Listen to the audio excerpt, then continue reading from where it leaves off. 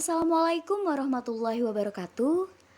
Perkenalkan, kami dari kelompok 4 ingin mempresentasikan sebuah hasil dari karya kami, yaitu tanggapan mengenai kasus-kasus yang ada di dalam tugas sebelumnya di ruang kolaborasi. Sebelum itu, kami akan mengenalkan terlebih dahulu anggota dari kelompok kami. Yang pertama ada Yunanti Nurrohmah, kemudian ada Irna Maifatur Rohmah, dan saya sendiri Vindi Aulia Fatihah. Mau ulas apa sih? Jadi, di subbab topik sebelumnya, kami disuguhi dengan 3 narasi kasus terkait pembelajaran, yang mana kami diminta menanggapi kasus tersebut dengan beberapa panduan atau rambu-rambu yang sudah ada. Dan nantinya nih, di kasus pertama akan dijelaskan oleh saya sendiri yaitu Vindi Aulia Fatihah. Kemudian pada kasus kedua akan dijelaskan oleh Yunanti Nurrohmah. Dan pada kasus ketiga nanti akan dijelaskan oleh Irna Maifatur Rohmah. Baik, langsung ke kasus pertama. Kasus 1. Jadi ada cerita seperti ini. Bayangkan jika Anda adalah seorang guru matematika di kelas 7, saat ini Anda hendak menyampaikan materi mengenai matematika sosial, yakni mencari nilai rata-rata atau mean. Untuk memudahkan peserta didik dalam memahami pembelajaran, Anda mencoba untuk membuat urutan atau langkah-langkah yang perlu diikuti oleh peserta didik agar dapat mencari nilai rata-rata pada sebuah soal. Anda meminta kepada peserta didik untuk mengerjakan soal yang Anda berikan. Hasilnya, peserta didik mampu mengerjakan dengan benar sesuai dengan langkah yang telah Anda siapkan. Beberapa saat kemudian, Anda meminta kepada peserta didik untuk mengulangi soal yang sama tanpa melihat urutan pengerjaan soal, dan peserta didik mampu mengerjakannya dengan benar. Lalu, apa yang membuat peserta didik ini mampu mengerjakan soal dengan baik pada percobaan kedua tanpa melihat urutan atau langkah pengerjaan soal? Nah, jadi menurut kelompok kami adanya penjelasan step by step atau langkah demi langkah sehingga hal ini tuh mampu untuk membuat peserta didik memahami dan mengingat penyelesaian secara runtut dalam materi tersebut. Lantas, kapan metode ini bisa digunakan atau diterapkan?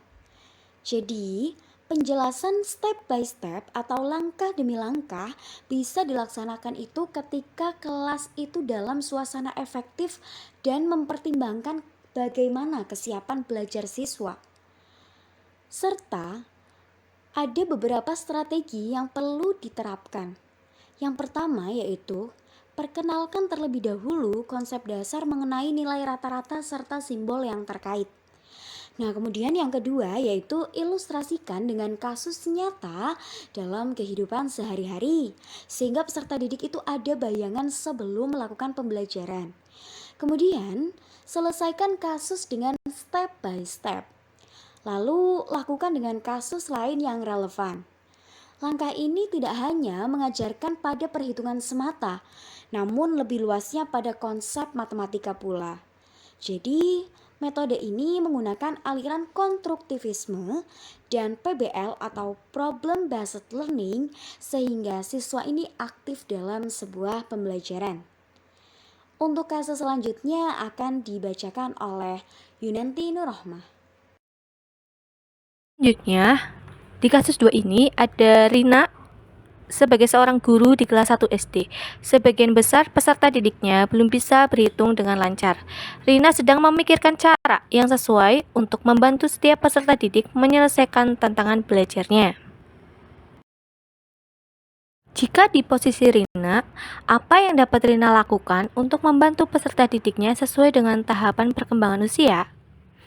Perkembangan media cukup membantu mengatasi masalah tersebut seperti jari tangan, alat tulis yang dapat dibarengi dengan aneka games seperti ular tangga dan congklak. Selain itu, dengan menggunakan nyanyian menjadi alternatif untuk mengatasi masalah mereka.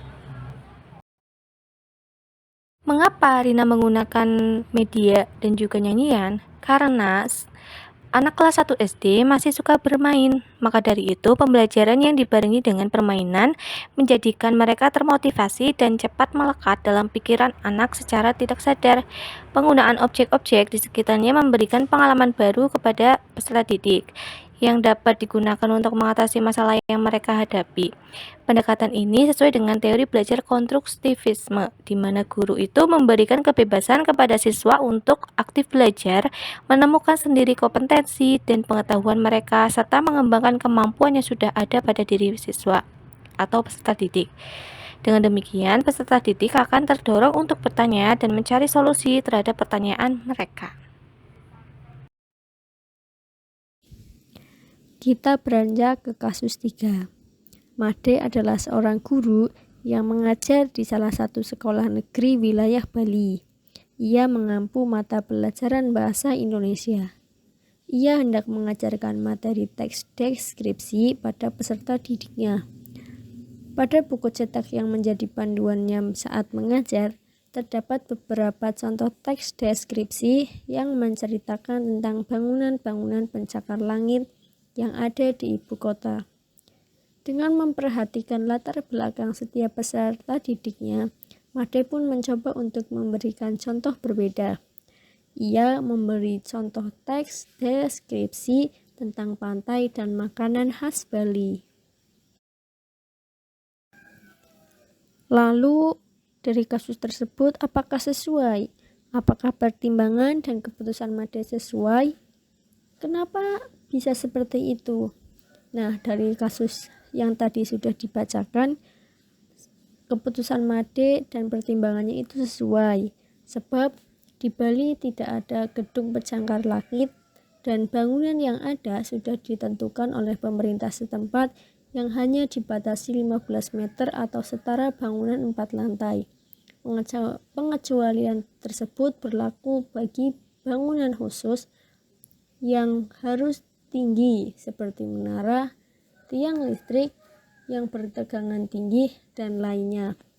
Hal ini menerapkan konsep Trihita Karana, sehingga pantai dan makanan khas diangkat sebagai konten pembelajaran. Konten pembelajaran disesuaikan dengan konteks sosial di lingkungan masyarakat Bali. Berdasar pada apa? Prinsip apa yang digunakan Made? Latar belakang peserta didik digunakan Made yang mana setiap individu itu unik. Made memposisikan bahwa peserta didiknya itu bertingkah sebagai individu yang tidak sama antar satu dengan lainnya. Pendekatan multikultural diterapkan dengan menyesuaikan apa yang ada dan sangat dekat dengan peserta didik tanpa meninggalkan tujuan dan esensi dari materi pembelajaran. Di sini, pembelajaran diselenggarakan sebagai upaya mengembangkan kemampuan siswa dalam memandang kehidupan dari berbagai perspektif budaya yang berbeda dengan budaya yang mereka miliki, dan bersikap positif terhadap perbedaan budaya, ras, dan etnis. Konten integrasi dan the knowledge construction process menjadi dimensi yang digunakan oleh Made. Jadi Made menggunakan konten integrasi dengan kebudayaan yang ada di Bali atau hal yang sangat dekat dengan Bali, yaitu pantai dan makanan khas dari Bali, sehingga ulasan-ulasan atau deskripsi dari kedua hal itu digunakan sebagai pembelajaran teks deskripsi. Oke, terima kasih. Itu tadi adalah penjelasan dari kami mengenai narasi kasus terkait pembelajaran, yang mana kami tadi diminta untuk menanggapi kasus tersebut dan kami telah memberikan tanggapan-tanggapan yang kami telah diskusikan sebelumnya. Terima kasih dan mohon maaf apabila ada kesalahan. Wassalamualaikum warahmatullahi wabarakatuh.